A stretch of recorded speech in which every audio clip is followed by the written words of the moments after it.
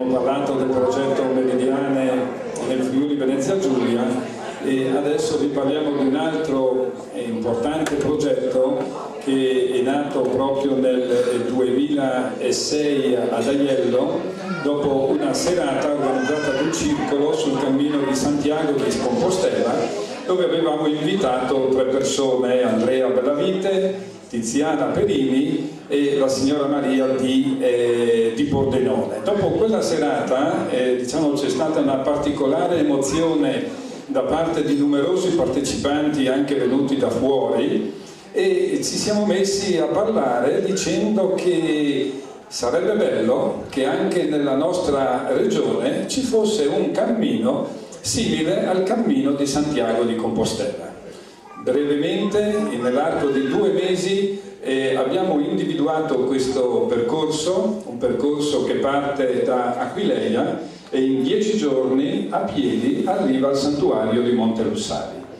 Quindi nell'agosto del 2006 50 pellegrini provenienti da diverse regioni italiane hanno battezzato questo e quindi l'hanno anche testato questo cammino, arrivando poi sul Lussari, dove abbiamo colto anche l'opportunità per inaugurare una, tanto per rimanere sempre in argomento, una meridiana sul campanile di quel santuario. E da lì naturalmente abbiamo iniziato a promuovere questo progetto e ogni estate, perché è percorribile questo cammino dal mese di giugno fino a metà fine settembre, non di più perché poi c'è la neve in montagna. E tanti centinaia di pellegrini vengono durante il periodo estivo a farlo e anche dall'estero. Poi è successo anche un fatto 4 anni fa che 2 signore, e questo percorso naturalmente ha una sua credenziale, vengono messi i timbri, come ben sapete voi di Aiello sapete che è la prima tappa Aquileia-Aiello, proprio il pellegrino si rimane a dormire ad Aiello e poi prosegue per Cormons, poi c'è Castelmonte, Masarolis e su fino in 10 giorni al Lussari.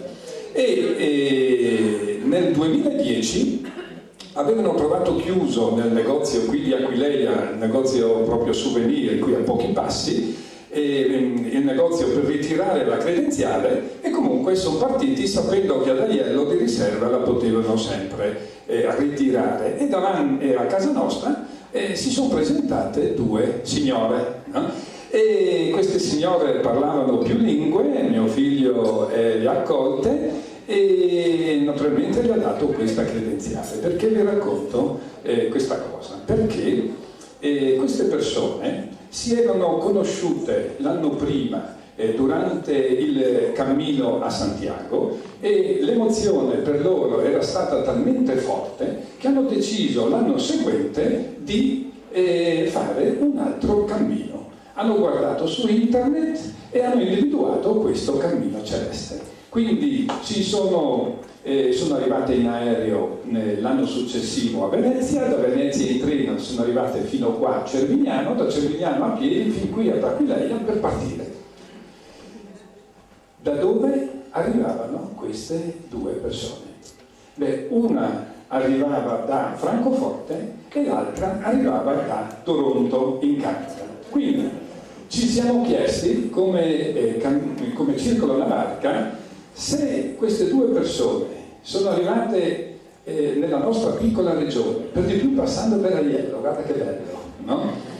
Potenzialmente, se sappiamo promuovere questo progetto, negli anni a venire tutti quelli che fanno Santiago potrebbero un po' alla volta, visto che non si fermano, continuano sempre a camminare questi pellegrini, potrebbero anche fare il cammino celeste e pertanto abbiamo deciso con un po' di sacrifici di stampare questa bella guida che è stata, gli autori sono Andrea Bellavite, Tiziana Perini e Bregant Marco, che ha tra l'altro lui individuato tutte le stradine e i sentieri e gli ottoli di montagna per dare la possibilità a questi pellegrini di non camminare lungo le strade, no? Ma di entrare proprio nella natura. Quindi è un percorso che può essere fatto con uno spirito di fede, ma anche in particolare naturalistico.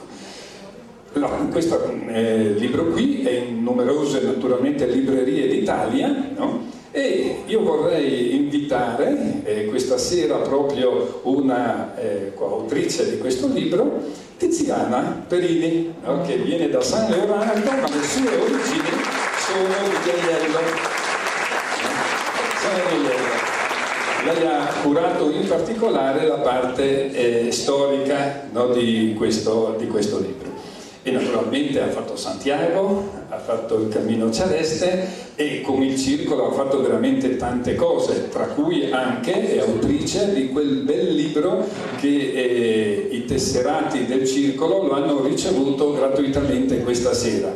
Chiunque colga l'opportunità lo può avere, basta solo fare la tessera di 6 euro, chi non fosse tesserato, e noi ben volentieri glielo diamo alla fine della serata. Lei ci leggerà un testo che ha scritto, sintetico, ascoltatelo con attenzione, del cammino celeste dal mare ai monti.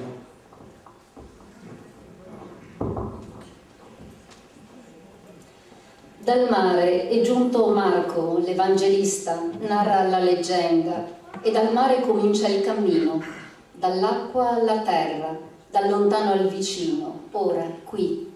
Ogni tappa è una vertebra. Seguire il cammino è costruire una piccola colonna vertebrale del Friuli Venezia Giulia.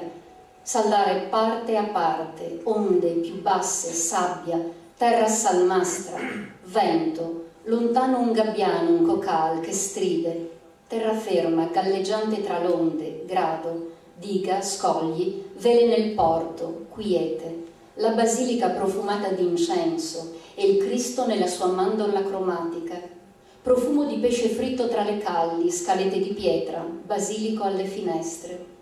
Lasci l'isola, legata con un filo di ragnatela alla terraferma, e sfiori l'inizio di questo piccolo cammino friulano.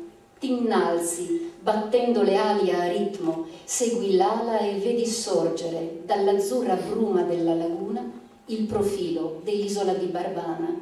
Ma sei già oltre, in quella città bella che fu conquistata dai Romani e poi distrutta da Attila e dall'inesorabile trascorrere del tempo, Aquileia.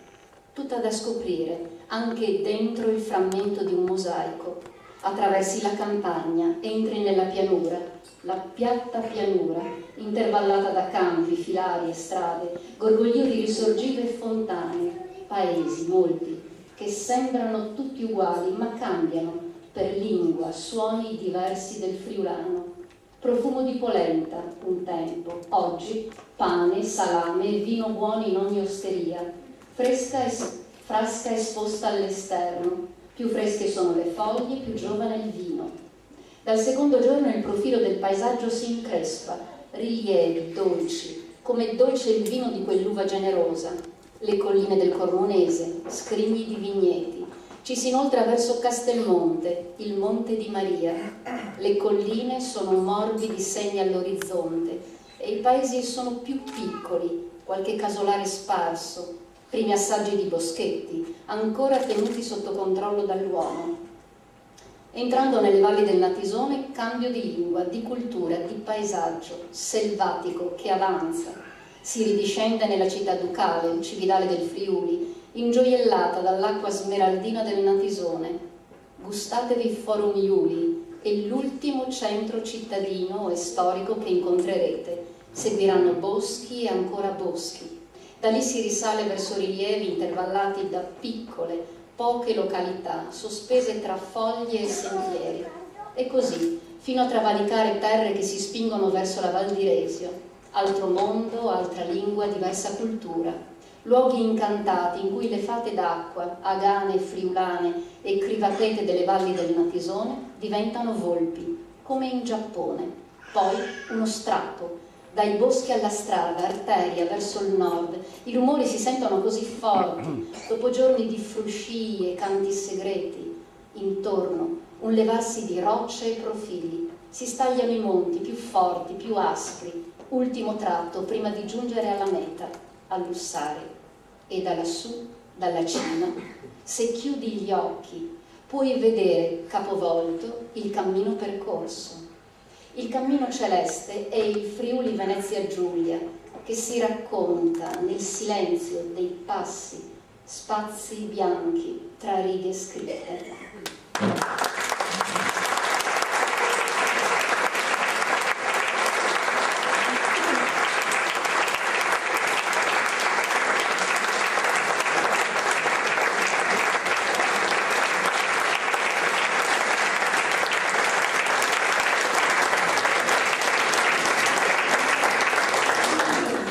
Come Circolo Navarca abbiamo voluto, lungo questo percorso in questi anni, lasciare dei segni, e abbiamo lasciato un segno molto importante l'anno scorso per il Cammino Celeste proprio qui vicino, a Barbana, una barca di pietra costruita dai nostri due artisti che vi ho presentato all'inizio, che pesa ben 80 quintali, e con il Vescovo e con la presenza di 300 persone lo scorso aprile abbiamo inaugurato questo monumento, dedicato anche ai 150 anni dell'incoronazione della Madonna di Barbana, 1863-2013.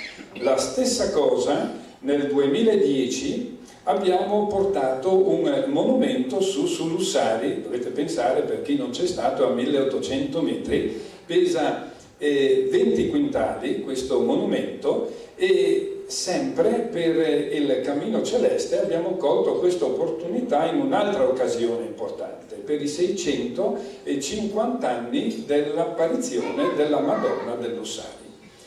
E alla base di questi due monumenti ci sono delle targhe in bronzo che indicano il motivo per cui questi monumenti sono in quel luogo. Le parole scritte in più lingue su queste targhe le ha composte Tiziana Perini, e adesso lei vi leggerà in italiano naturalmente queste parole del pellegrino. Anima pellegrina, sappi che i tuoi piedi ti hanno portato a percorrere, sotto lo sguardo celeste di Maria, l'iter aquileiese, la via dei popoli che parlano lingue diverse. Anima coraggiosa, che hai lasciato la tua casa, anche se per poco. Anima fedele, che hai superato le difficoltà, anche se piccole, del cammino. Anima gioiosa, che hai raggiunto la meta, anche se temporanea. La pace di questo luogo ti accompagni ogni giorno della tua vita.